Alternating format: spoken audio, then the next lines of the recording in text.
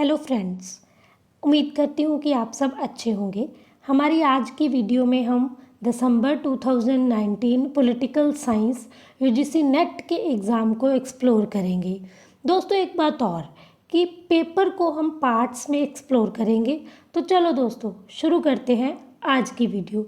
लेकिन उससे पहले अगर आपने मेरे YouTube चैनल पॉलिटिकल साइंस को सब्सक्राइब नहीं किया है तो प्लीज़ सब्सक्राइब कर लीजिए ताकि और साथ ही साथ बेल आइकन को भी प्रेस कर दीजिए ताकि जो मेरी आने वाली हर वीडियो की अपडेट है वो आप तक सबसे जल्दी पहुंच सके। तो चलो दोस्तों, शुरू करते हैं आज की वीडियो। दिसंबर 2019 यूजीसी नेट पॉलिटिकल साइंस का पेपर 2 नंबर 1। क्वेश्चन नंबर 1, हमारा क्वेश्चन नंबर 1 जो हमारे यूजीसी नेट दिसंबर 2019 के पेपर में आया था, वो पहला क्वेश्चन था कि the book aspects of political development is written by, किसके द्वारा लिखी गई है ये पुस्तक। तो उसमें हमारे पास 4 ऑप्शन थी। पहली ऑप्शन थी लूसियन पाई, सेकंड थी G.A. आलमंड, थर्ड थी G.H. सेबाइन, फोर्थ थी मॉरिस डुवर्जर। लेकिन इसमें से हमारे पास हमें ये पता है कि एस्पेक्ट्स ऑफ पॉलिटिकल डेवलपमेंट नाम की बुक लूसियन पाई के द्वारा लिखी गई है। लेकिन दोस्तों, हम सिर्फ यहीं पर बंद नहीं करेंगे, हम इसके आगे भी एक्सप्लोर करेंगे। हम देखेंगे कि अभी इन चारों राइटर्स की, चारों थिंकर्स की और कौन कौन सी बुक्स हैं जो हमारे लिए इम्पॉर्टेंट हैं, जो आने वाले पेपर में पूछी जा सकती है। तो चलो दोस्तों, सबसे पहले शुरू करते हैं लूसियन पाई से। लूसियन पाई की एस्पेक्ट्स ऑफ पॉलिटिकल डेवलपमेंट जो बुक है वो 1966 में लिखी गई थी, 1996 में। तो नेक्स्ट जो इसकी इम्पॉर्टेंट बुक है वो है political culture and political development, 1965।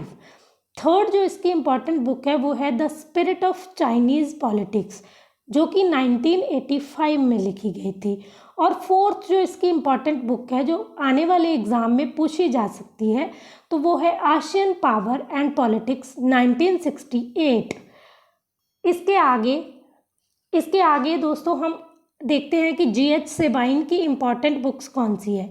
G.H. Sabine की इम्पॉर्टेंट बुक्स हैं हिस्ट्री ऑफ पॉलिटिकल थ्योरी, जो कि 1937 में लिखी गई थी। ये बहुत इम्पॉर्टेंट बुक है। The modern idea of the state and third है टू डेमोक्रेटिक ट्रेडिशंस। ये G.H. सेबाइन द्वारा लिखित 3 पुस्तकें थी। आगे है हमारे G.A. आलमंड की बुक द सिविक कल्चर 1963 में लिखी गई थी। ये बात याद रखना दोस्तों कि ये वाली जो बुक है द सिविक कल्चर 1963, ये वाली बुक आलमंड ने सिडनी वर्बा के साथ मिलकर लिखी थी। ये ऑप्शन में पूछा जा सकता है। नंबर 2 हमारे पास जो बुक है वो है comparative politics, 1966। Third G.A. Almond की बुक है पॉलिटिक्स ऑफ डेवलपिंग एरियाज, 1960। ये वाली बुक जो है दोस्तों वो आलमंड ने कोलमैन के साथ मिलकर लिखी थी। इसके आगे जो बुक है the civic culture political attitudes and democracy in 5 Nations, 1963। Next जो हमारा राइटर है वो है मॉरिस डुवर्जर। इसकी बुक है political parties, their organisation and activity in the modern state, जो कि 1954 में लिखी गई थी। सेकेंड इसकी बुक है the study of politics, 1972। Third book है मॉडर्न डेमोक्रेसीज, जो कि बहुत इंपॉर्टेंट बुक है, modern democracies economic power versus political power, 1974। इसके आगे दोस्तों हमारा सेकंड क्वेश्चन है जिसमें हमारे पास एक कोट दी गई थी जिसको हमने बताना था कि ये किस राइटर की है। कोट थी every state is known by the rights it maintains, state अपने द्वारा दिए गए अधिकारों से जाना जाता है। तो ये वाली कोट हमें बहुत अच्छे से याद है कि ये चारों ऑप्शन में से लास्की की कोट है। लास्की के अलावा दोस्तों हमारे पास 3 और ऑप्शन थी। उसमें से हमारे पास T.H. ग्रीन की एक इम्पॉर्टेंट कोट है जो कि बार बार पेपर में पूछी जाती है, जो है will not force is the basis of state. इसके अलावा हीगल की एक इम्पॉर्टेंट कोट है जिसमें से हमें हीगल की फिलॉसफी के बारे में भी पता चलता है। वो वाली कोट है कि the state is the highest form of social existence. इसी बात को दोस्तों आपने याद रखना है, आपको क्लियर हो जाएगा कि ये वाली कोट जो है वो हीगल की है। The state is the highest form of social existence and the end product of development of mankind from family to civil society to lower form of political grouping. Hegel के द्वारा दी गई ये coat है। तो इसके बाद में दोस्तों हमारे पास थर्ड क्वेश्चन आता है, who is not a supporter of libertarianism. दोस्तों ये बात याद रखना कि हम पेपर में नॉट को नहीं पढ़ते हैं, तो आपको नॉट को देखना है कि उसने पूछा है कि कौन सपोर्टर नहीं था लिबर्टेरियनिज्म का। तो इसने हमारे पास 4 ऑप्शन थी, Robert Nozick, Milton Friedman, FA. हेक और रॉबर्ट डाहल। तो दोस्तों हमें पता है कि रॉबर्ट डाहल जो है वो लिबर्टेरियनिज्म का सपोर्टर नहीं था। लिबर्टेरियनिज्म के 4 मेन सपोर्टर थे, जिसमें से हमारे पास बर्लिन का नाम नहीं लिखा हुआ है, तो मैंने रॉबर्ट डाहल की जगह पे बर्लिन को लिखा हुआ है। बर्लिन का मतलब है कि ये चारों लिबर्टेरियनिज्म के सपोर्टर थे। इसके साथ साथ दोस्तों हम इन चारों राइटर्स की इम्पॉर्टेंट बुक्स के बारे में जानेंगे। सबसे पहले रॉबर्ट नॉजिक की किताब है अनार्की, स्टेट एंड यूटोपिया, जो कि बहुत बार पेपर में आ चुकी है, जिसका ईयर है 1974। नेक्स्ट बुक है दोस्तों मिल्टन फ्रीडमैन की। मिल्टन फ्रीडमैन की बुक कैपिटलिज्म एंड फ्रीडम, ये भी पेपर में बहुत बार पूछी जा चुकी है, जिसका ईयर है 1962। इसके अलावा दोस्तों रॉबर्ट डाहल की कई इंपॉर्टेंट बुक्स हैं जो कि आपको ध्यान में रखनी है, इसके बारे में बार बार क्वेश्चन पूछा जा चुका है।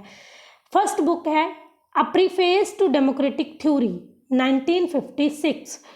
सेकंड है हु गवर्न्स 1961। थर्ड है polyarchy, participation and opposition 1971। Fourth है डेमोक्रेसी एंड इट्स क्रिटिक्स। ये वाली बुक भी दोस्तों बहुत बार पेपर में आ चुकी है, इसके ईयर के साथ 1989। लास्ट जो बुक है रॉबर्ट डाहल की वो है on democracy. On democracy book है 1998 में छपी हुई। तो दोस्तों इसके अलावा हमारे पास फोर्थ ऑप्शन थी एफ.ए.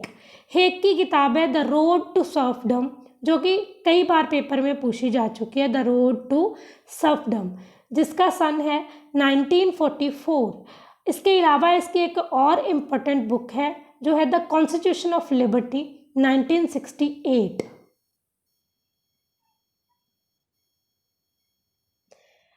तो दोस्तों नेक्स्ट हमारा क्वेश्चन है the author of the book nation and nationalism. 1983 में ये बुक लिखी गई थी, जो कि पेपर में आपको मेंशन नहीं किया हुआ है लेकिन मैंने किया है। तो ये वाली बुक पूछी गई थी कि ये किस राइटर की बुक है। तो दोस्तों ये बुक के लिए हमारे पास 4 ऑप्शन थी, जिसमें पहली ऑप्शन थी अर्नेस्ट गेल्नर, जो कि हमारा करेक्ट आंसर था। इसके अलावा था हॉन्स जे मॉर्गेंथो, जे.एस. कोलमैन, रजनी कोठारी। तो दोस्तों हम इन चारों के तीनों जो बाकी राइटर्स हैं उनकी बुक्स के बारे में भी जानेंगे कि कौन सी बुक्स उनकी इम्पॉर्टेंट थी। तो सबसे पहले है हॉन्स जे मॉर्गेंथो। मॉर्गेंथो की इम्पॉर्टेंट बुक थी पॉलिटिक्स अमंग नेशंस, जो कि 1948 में लिखी गई थी, जो कि उन्होंने अकेले नहीं लिखी। हॉन्स जे मॉर्गेंथो ने politics among nation book Kenneth W Thompson के साथ मिलकर लिखी थी। नेक्स्ट बुक है हॉन्स जे मॉर्गेंथो की scientific man versus power politics, जो कि 1946 में लिखी गई थी। लास्ट जो बुक है इसकी वो है in defence of national interest, जो कि 1951 में लिखी गई थी।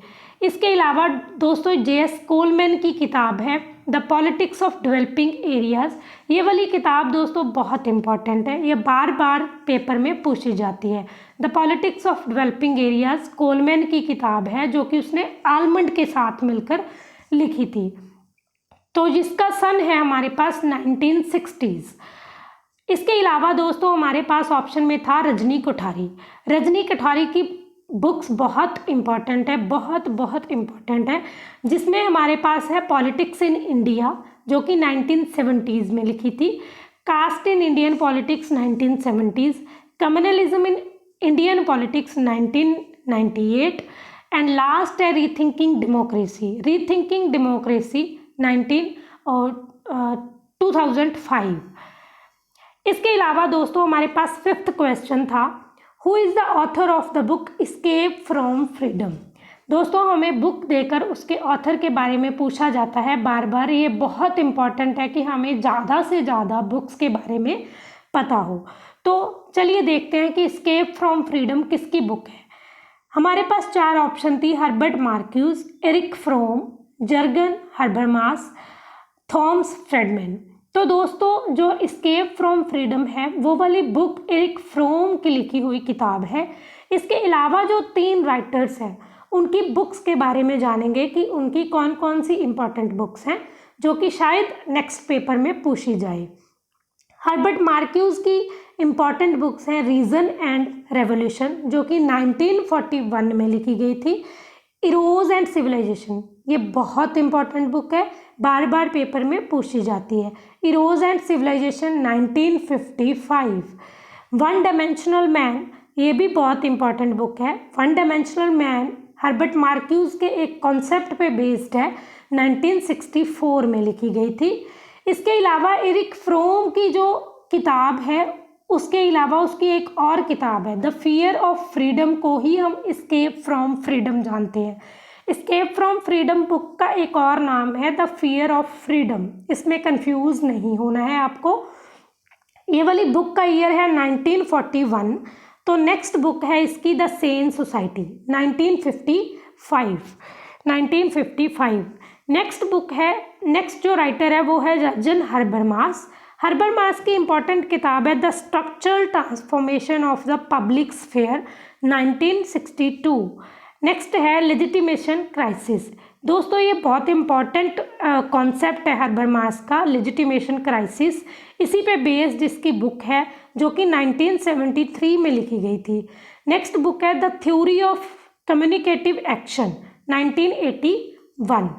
तो दोस्तों इसके अलावा हमारे पास थे थॉमस फ्रेडमैन। थॉमस फ्रेडमैन की एक ही बहुत इंपॉर्टेंट किताब है द वर्ल्ड इज़ फ्लैट 2005 में। तो हमारे पास नेक्स्ट 6th क्वेश्चन था कि क्योटो प्रोटोकॉल इज़ इन्फोर्स्ड इन। तो दोस्तों हमारे पास इसका जो राइट आंसर है वो यहाँ पे आपने रॉन्ग लिखा हुआ है, आप इसको ठीक कर लेना। हमारे पास जो क्योटो प्रोटोकॉल है वो है 1997 में वो बनाया जरूर गया था, लेकिन वो जो फोर्स में आया वो 2005 में आया। तो क्योटो प्रोटोकॉल 11 दिसंबर 1997 को बना जरूर, लेकिन वो इन्फोर्समेंट में, वो फोर्स में एंटर कब लागू किया गया, तो वो लागू किया गया 16 फरवरी 2005, जिसमें हमारे पास 192 पार्टीज थी और कनाडा ने दोस्तों इसमें से विथड्रॉ कर लिया दिसंबर 2012 में। तो दोस्तों हमारे पास 7th क्वेश्चन था, 2 स्टेटमेंट्स थी हमारे पास, असर्शन और रीजनिंग पे बेस्ड ये क्वेश्चन था। इसमें हमारे पास थे असर्शन थी कि हर्बर्ट साइमन ने रिजेक्ट किया है प्रिंसिपल्स ऑफ एडमिनिस्ट्रेशन को, और नेक्स्ट था कि रीज़न था कि for Simon these are merely proverbs, कि साइमन ने इसीलिए इसको रिजेक्ट किया क्योंकि वो इन्हें प्रोवर्ब्स मानता है। तो दोस्तों ये बिल्कुल ठीक है, साइमन प्रिंसिपल्स ऑफ एडमिनिस्ट्रेशन को रिजेक्ट करता है। तो इसके लिए इसके ऑप्शन बनेगी A, both A and R true and R is the correct explanation of the A. दोस्तों हमारे पास 8th क्वेश्चन था कि Vandana Shiva is known as, Vandana Shiva को किससे जाना जाता है। इसमें हमारे पास 4 ऑप्शन थी, पोस्ट मॉडर्निस्ट थी वो, या मार्क्सिस्ट थी, या इको फेमिनिस्ट मतलब इकोनॉमिक्स में फेमिनिस्ट थी, और या फिर कंजर्वेटिव थी। दोस्तों जो वंदना शिवा है वो इको फेमिनिस्ट थी, इकोनॉमी में फेमिनिस्ट थी, नारीवादी थी। और इसको हम और कौन से नाम से जानते हैं? वंदना शिवा को इकोनॉमिक गॉडेस भी माना जाता है और डेंजरस फेबलिस्ट भी कहा जाता है। दोस्तों इन दोनों चीज़ों को याद रखना, इकोनॉमिक्स गॉडेस और डेंजरस फेबलिस्ट। तो नेक्स्ट हमारे पास 9th क्वेश्चन था, arrange the following books in age per the year of their publication. तो दोस्तों यहाँ पे ऐसे क्वेश्चन हमें बार बार पूछे जाते हैं जो कि क्रोनोलॉजिकल ऑर्डर में लगाने होते हैं, लेकिन हमें उनका ईयर नहीं पता होता, तो इसीलिए हम उन बुक्स को नहीं ऑर्डर में लगा पाते। तो इसमें हम देखते हैं कि कौन सी 4 बुक्स थी और उसे कैसे ऑर्डर में लगाना था। तो दोस्तों हमारे पास पहली बुक थी modern democracies. Modern democracies James Bryce की किताब है जो कि 1921 में लिखी गई थी। सेकंड बुक है कॉन्स्टिट्यूशनल गवर्नमेंट एंड डेमोक्रेसी। तो दोस्तों ये कार्ल जे फ्रेडरिक की बुक है जो कि 1950 में लिखी गई थी। नेक्स्ट हमारी थर्ड बुक थी public opinion and popular government. ये वाली किताब लॉरेंस लॉवेल की है और ये 1913 में लिखी गई थी। नेक्स्ट जो हमारी किताब है वो है द अमेरिकन कॉमनवेल्थ, जो कि जेम्स ब्राइस की किताब है जो 1888 में लिखी गई थी।